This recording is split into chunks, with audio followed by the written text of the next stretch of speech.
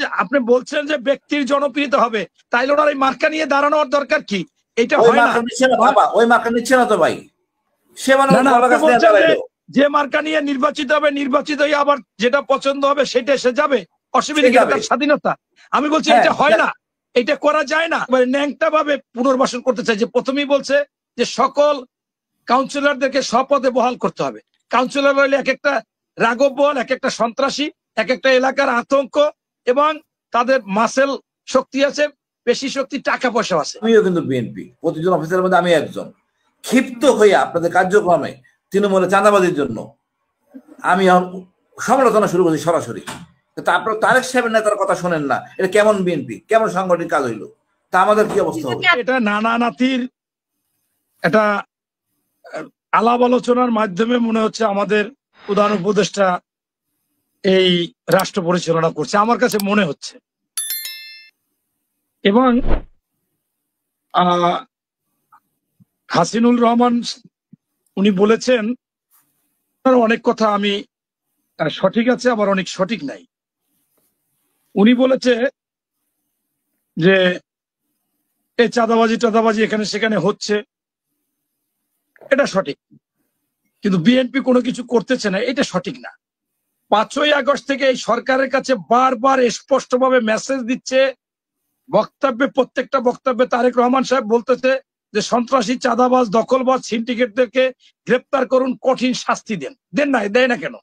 এটাও তাদের, আমি মনে করি এখন বিএনপি নির্বাচিত হতে চায় এই জন্য যে চাঁদাবাজদের ঠেকাবে, এই চাঁদাবাজদের বিচারের আওতায় আনবে। তারেক সাহেব কি তাদের বিচার করতে পারবে? তাদেরকে গ্রেপ্তার করতে পারবে? তাদেরকে ফৌজদারি আইনে আনতে পারবে? তারেক সাহেব পারবে বহিষ্কার করতে, প্রায় 4000 বহিষ্কার করছে। এই আমি আমার এলাকার একজনের বলছি শোকাজ করছে, বহিষ্কার হয়ে যাবে। ওই যে এরশাদ শিকদার বললাম প্রথমে একবার আপনাকে আনঅফিসিয়াল। এখন উনি বলেছেন মার্কা নিয়ে নির্বাচিত হবে, আবার আর এক মার্কা চলে যাবে। এটা কেমনে হয়? আমি সন্তান ধারণ করবে আমার স্ত্রী, সেই সন্তান যাই আর একজনের আবার মা ডাকবে, বাবা ডাকবে। ভাই আমি ওটা বলি নাই। আমি বলতেছি যে নিরপেক্ষভাবে নিজের মতো স্বাধীন নির্বাচন করবে, তারপর উনি যেটা খুশি সেটাই যাবে। পারে না। কেন পারবে না? জনপ্রিয়তা যে আপনি বলছেন যে ব্যক্তির জনপ্রিয়তা হবে, তাইলে ওনার এই মার্কা নিয়ে দাঁড়ানোর দরকার কি? এটা হয় না। ওই মার্কা নিচ্ছে না তো ভাই, সে মানে যে মার্কা নিয়ে নির্বাচিত হবে, নির্বাচিত হয়ে আবার যেটা পছন্দ হবে সেটা সে যাবে, অসুবিধা কি? তার স্বাধীনতা। আমি বলছি এটা হয় না, এটা করা যায় না। আমার ধানের শীষ মার্কায় যে জনপ্রিয়তা আছে, সেটা কি আপনার মনে করেন গোলাপ ফুল মার্কায় আছে জাকের পার্টির? ভাই আমি একটু বলি, স্থানীয় নির্বাচন হচ্ছে না ভাই, দলীয় নির্বাচন ছাড়া। স্থানীয়টা ভিন্ন না ভাই, ওইটাই যদি মনে করেন এলাকার মধ্যে যার যার স্বাধীন মতো নির্বাচন হইলো, ওইখান থেকে একজন যে নির্বাচিত হইলো সে তার চয়েস মতো জয়েন করলো। আমি খেয়ে হারাই ফেলাবো, আপনি নোট রাখেন। এটা কোন যুক্তিতে একটা মার্কা নিয়ে দাঁড়ায় আর একটা মার্কায় যেতে পারে না, এবং এটা কোনোভাবে এটাকে আমি স্বীকার করি না, এবং এটা হবে না, হওয়া উচিত না। এরপর হচ্ছে যে আপনার উনি বলেছে বিপ্লবী সরকার এটা করেছে, বিপ্লবী সরকার, ভারত ভয় পায়, আপনার বিপ্লবী সরকার প্রতিবাদ করতে জানে। এটা তো বিপ্লবী সরকার হয়নি। এবং যে যা বলুক, আমি দেখেছি যাত্রাবাড়িতে নামছি, হাজার হাজার লোক, ছাত্ররা ছিল না, এই এনসিপি ছিল না। আমরা উত্তরায় নামছি, হাজার হাজার লোক আমরা ছিলাম, আমাদের মেসেজ দিচ্ছে ওই জায়গায় যাও। এখন এইটা আপনার যে এরাই করছে সেটা না, কিন্তু আমাদের তাদের প্রতি ভালোবাসা আছে, স্নেহ আছে, তাদের জন্য আমরা এটা পেয়েছি, এগুলো বলি বিভিন্ন প্রেক্ষাপটে কারণে, কিন্তু সেটা বিপ্লবী সরকার না। আপনি নির্বাচিত সরকার আসলো, বিএনপি জিয়াউর রহমান সার গঠন করেছিল ভারতের কাছে যাতে নত স্বীকার না হওয়া লাগে, ছোট ছোট রাষ্ট্রের উপর নির্মমতা, ফ্যাসিবাদী বা আগ্রাসনী মনোভাব না করতে পারে, সেই জন্য সার গঠন করেছিলেন। খালেদা জিয়া এসে বলেছে যে দাসত্ব না, গোলামি চুক্তি হবে না, আমরা বন্ধুত্ব চাই সমানে সমান। এবং সেই সময় বিডিআর, একজন বিডিআর ক্ষমতা সাহস ছিল ওদের 100 BSF এর সমান। আবার আমাদের এই সময়ও কিন্তু আমরা আওয়ামী বিএনপি আলারা আমরা ভারত পানি ছেড়ে দেয় তার বিরোধিতা করতেছি, টপ টু বটম সবাই। তারেক সাহেব বলতেছে যে খরার সময় পানি আটকে রেখে মারতেছে, পাখির মতো গুলি দিয়ে মারতেছে, ওই দেশে মুসলমানদেরকে মারতেছে, মসজিদ, এগুলো আমরা প্রতিনিয়ত বলতেছি। এখন আমাদেরকে আসলে এটা কেউ ছোট করার জন্য বলে নাকি আমি জানি না। এরপর আমরা আওয়ামী লীগেরও কিন্তু কখনো পুনর্বাসন চাই না। সেখানেও আমরা দেখেছি এই এনসিবি একেবারে ন্যাংটা ভাবে পুনর্বাসন করতে চাই। যে প্রথমেই বলছে যে সকল কাউন্সিলরদেরকে স্বপদে বহাল করতে হবে। কাউন্সিলর হলে এক একটা রাঘব বল, এক একটা সন্ত্রাসী, এক একটা এলাকার আতঙ্ক, এবং তাদের মাসেল শক্তি আছে, পেশি শক্তি, টাকা পয়সা আছে। সেইটা এনসিবি তারা নিয়ে তাদেরকে দিয়ে কাজ করতে চেয়েছিল, প্রেস ক্লাবে হল ভাড়া করে এই প্রস্তাবনা করেছিল। অতএব আমরা কিন্তু এটার বিরোধিতা করেছি, এখন পর্যন্ত করি। এ পর্যন্ত আওয়ামী লীগের মিছিল টিছিল দিয়ে যে যত গ্রেপ্তার করা হয়েছে, ধরিয়া মারিয়া ধরিয়ে দেওয়া হয়েছে, সব যুবদল ছাত্র দলরা করছে, এনসিবি কেউ করে নাই। এখন বরঞ্চ এরা যেদিন নিষিদ্ধ হয়েছে মনে হয় আগেই সাইনবোর্ড বানাই রাখছে, সাথে সাথে ভোলার জেলায় আওয়ামী লীগ অফিসে এনসিবি রিটার্ন আইতেছে, সাংবাদিকরা গেছে, কয় আমাদের আওয়ামী লীগের অফিস সব আমাদের দখল নিতে বলছে। এমনকি ঢাকার অফিসেও এই জামাতের ডক্টর শফিকুল ইসলাম মাসুদ সহ তারা ওখানে যাইয়া সাইনবোর্ড টানাই দিছে জুলাই যারা আহত হয়েছে বাকি এদের কার্যালয়।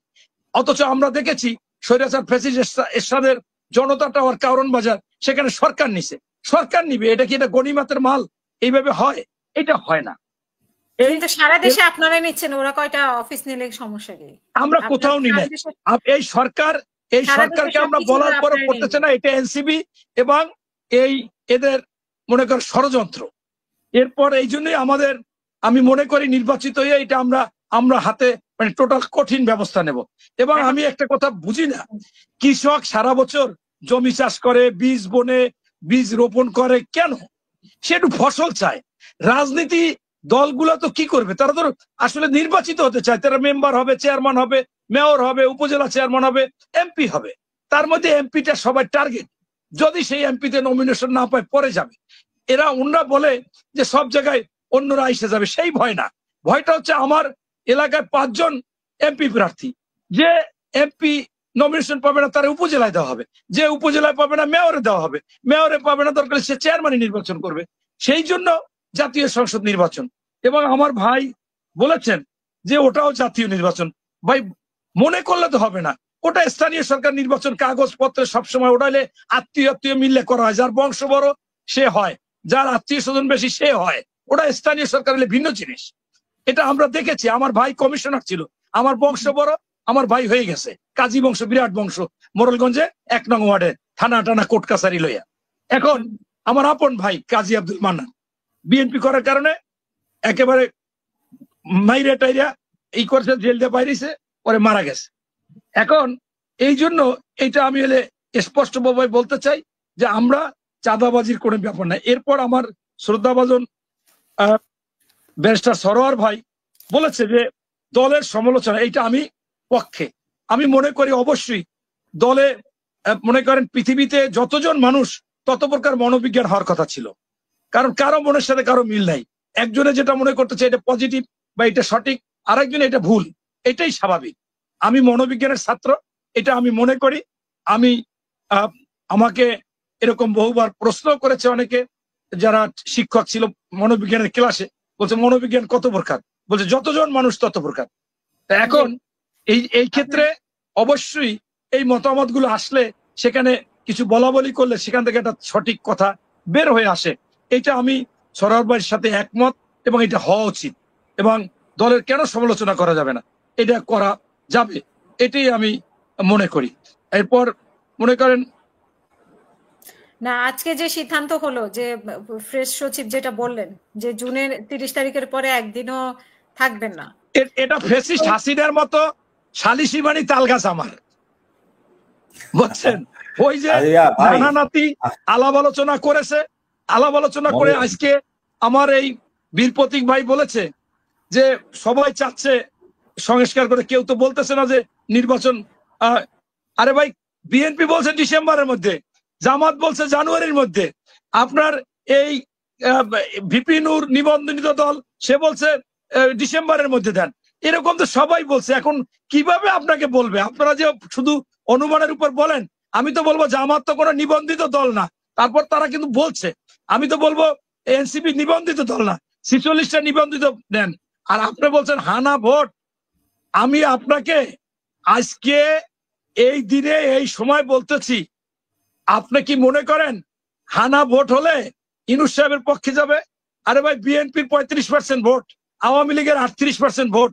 আওয়ামী লীগের 38% কি সব পলাই থাকবে? 5% থাকবে, 10% থাকবে। আরগুলো তো সিল মারা না, আরগুলো তো হাঁটে, রাস্তাঘাটে যায়। হানা ভোটে ইউনূসরে দিয়ে দেবে? আপনার এই কথা কিভাবে একজনে চিন্তা ভাবনা করে, আমার তো মাথায় ঢুকে না। না ভাই, একটু দাঁড়ান, আমি একটু বলি আপনাকে। মনির ভাই, আপনিও বিএনপি, ওই সরল বিএনপি, আমিও কিন্তু বিএনপি। প্রতিজন অফিসারের মধ্যে আমি একজন। ক্ষিপ্ত হয়ে আপনাদের কার্যক্রমে তৃণমূলের চাঁদাবাজির জন্য আমি সমালোচনা শুরু করছি সরাসরি। তারপর তারেক সাহেবের নেতার কথা শোনেন না, এটা কেমন বিএনপি, কেমন সাংগঠনিক কাজ হইলো? তা আমাদের কি অবস্থা হবে? চাঁদাবাজি তো অন্যরাও করছে, তাদের সমালোচনা কেন করছেন না? আবার বলেন কি চাঁদাবাজি কোথায় কোথায়, একটা বলতে পারবেন না? সবখানে ওনার লোক জড়িত। এনসিপি সারা বাংলাদেশের ডিসি অফিস, এসপি অফিস, টিওনো অফিস, এসিল্যান্ড অফিস, সব জায়গায় বসে বসে তারা তদবির করতেছে। আপনাকে আজকে আমি এটা বলি, আমি একটা কাজ করব, আমার বিএনপি কেউ কাজ করতে পারতেছে না। আমি এনসিপির এক ভাইকে ধরছি যে ভাই এই কাজটা একটু করে দেওয়া যাবে কিনা, তার সে একটু মোড়াচ্ছে, কিছু মাল পানির দরকার। এখন আমি বলছি ভাই এটা তো হবে না যদি এমনি পারেন। আপনি বিশ্বাস করবেন না, আপনি তো বাস্তবতায় নাই। আমি আমাদের কাছে লোকজন আসে, বিভিন্ন কাজের জন্য আসে, এটার জন্য শোনেন বলি, বাস্তবতা না। কয়দিন আগে আমি কারেন্ট নিছি, 15,000 টাকা ঘুষ দিয়েছি এই বিপ্লবের পরে। বাস্তবতা নাই মানে